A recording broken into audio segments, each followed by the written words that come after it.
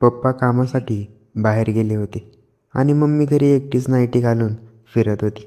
इतक्यात दारावर एक कपडे विकणारा ट्रक ड्रायव्हर आला. त्याने मम्मीला नाईटीत पाहिलं आणि त्याची नियत बदलली. तितक्यात पप्पांचा एक कपटी मित्र अचानक घरात शिरला.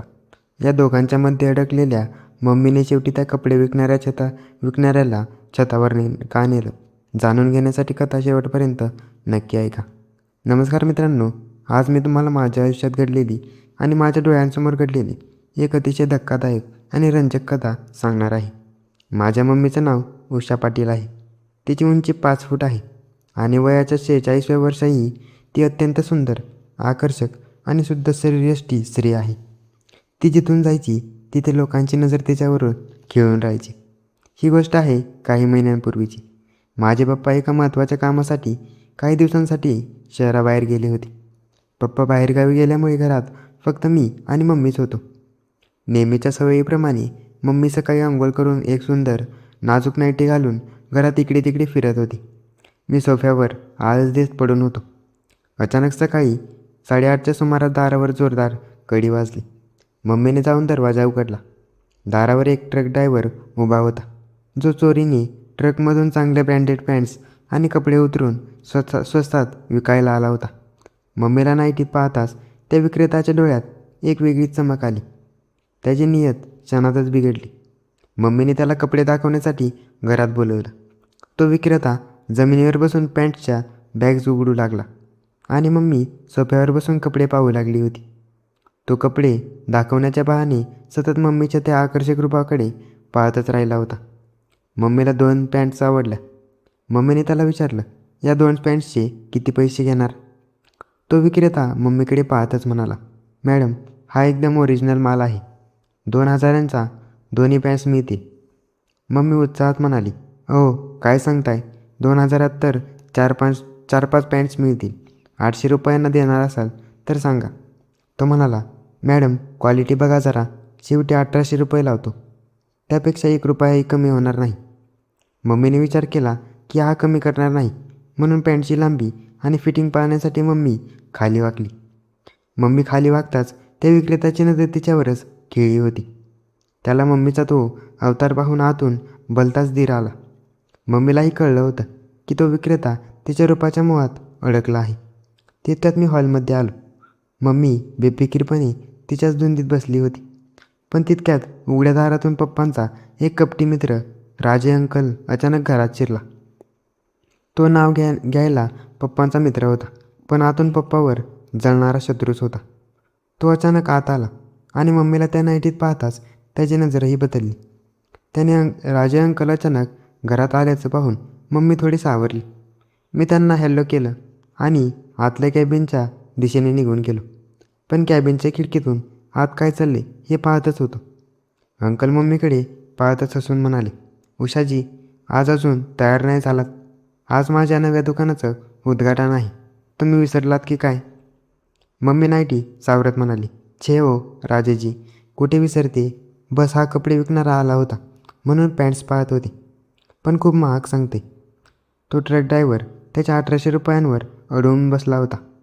राजे अंकलने खिशातून थेट 2,000 रुपयांची नोट काढली.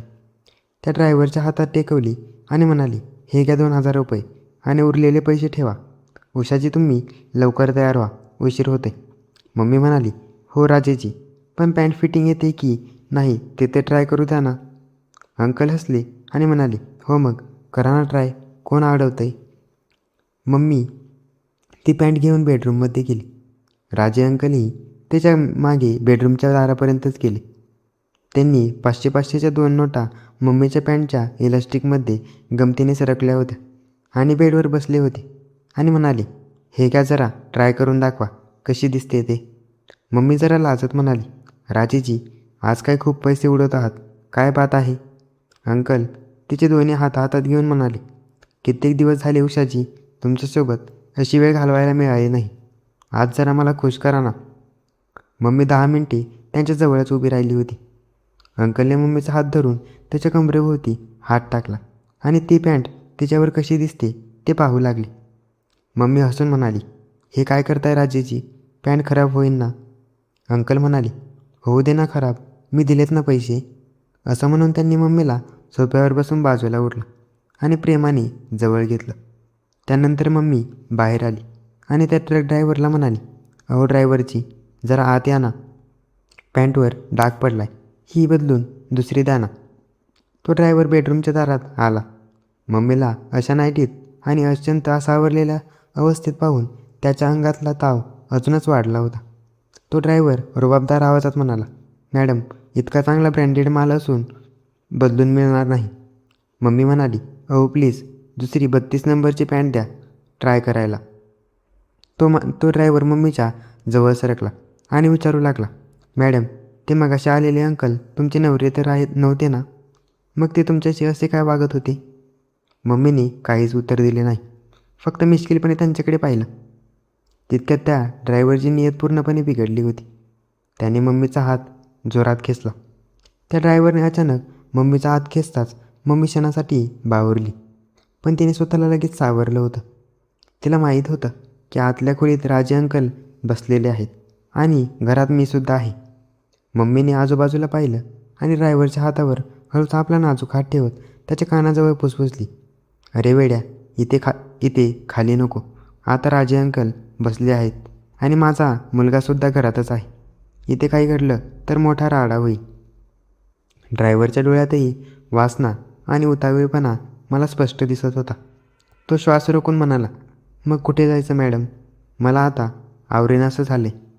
मम्मीने गालातल्या गालात एक मिश्किल स्माईल दिली आणि त्याचा हात धरून म्हणाली, चल माझ्यासोबत गच्चीवर. वरती पूर्ण शांतताच असते आणि कोणी येण्याचा प्रश्नच उद्ध्वस्त येत नाही. मम्मी त्याला घेऊन गुपचूप जिन्यावरून वर छताच्या दिशेने निघाली होती.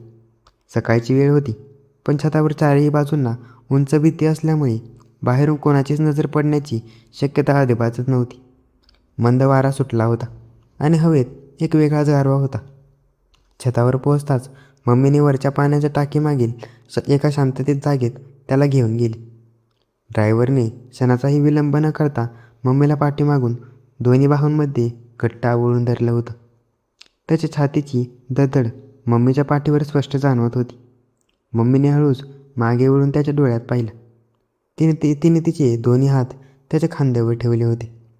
ड्रायव्हर तिच्या त्या 46व्या वर्षीही मादक दिसणाऱ्या सौंदर्याने पूर्णपणे भारावूनच गेला होता.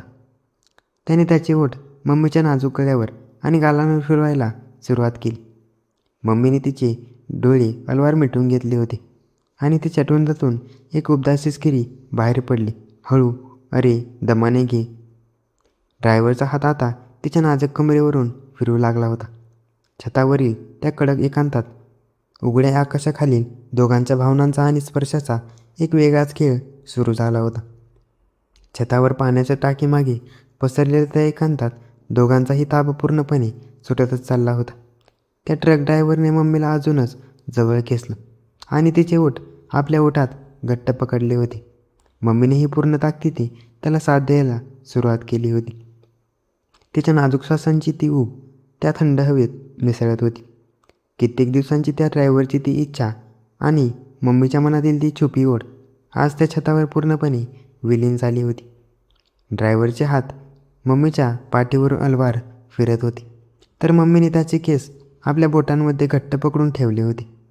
जवळपास 15 ते 20 मिनिटं त्या उघड्या आकाशाखाली फक्त त्यांच्या वेगाने चालणाऱ्या श्वासांचा आवाज गुंजत होता. जेव्हा दोघांचाही राग आणि उतावीळपणा शांत झाला, तेव्हा मम्मीने हळूच स्वतःला सावरलं. तिने आपली नाईटी नीट केली, विस्कुरलेले केस सावरले आणि त्या ड्रायव्हरच्या गालावर प्रेमाने हात फिरवत म्हणाली, आता खाली चल. उशीर झाला तर खाली संशय येईल. ड्रायव्हरच्या चेहऱ्यावर एक प्रचंड तृप्ती आणि आनंद दिसत होता. तो हसून म्हणाला, मॅडम, आज मला समजलं की खरी सुंदरता काय असते. दोघेही हळूच जिन्याने खाली आले होते. खाली हॉलमध्ये राजे अंकल सोफ्यावर बसून वर्तमानपत्र वाचत बसले होते. मम्मीला आणि त्या ड्रायव्हरला सोबत खाली येताना पाहून अंकलने विचारलं, उषाजी, कुठे गेला होता तुम्ही दोघी? मम्मीने जराही न बापता हसून उत्तर दिलं, अहो राजेजी, वर छतावर कपडे वाळत घालत होते. तेच या ड्रायव्हरला दाखवून आणले की मला कसली फिटिंग हवी आहे. राजे अंकल हसले आणि म्हणाले, बरं, आता चला लवकर, उद्घाटनाची वेळ होत आली आहे. त्या ट्रक ड्रायव्हरने त्याचे उरलेले कपडे गुंडाळले आणि मम्मीकडे एक मादक नजर टाकली आणि तिथून निघून गेला. मम्मी बेडरूममध्ये जाऊन छान तयार झाली आणि राजे अंकलसोबत दुकानाच्या उद्घाटनाला निघून गेली. त्या एका सकाळी घडलेल्या प्रसंगाने मम्मीच्या आयुष्यात एक नवा सस्पेन्स निर्माण केला होता, जो मी केबिनमधून उघड्या डोळ्यांनी पाहतच होतो.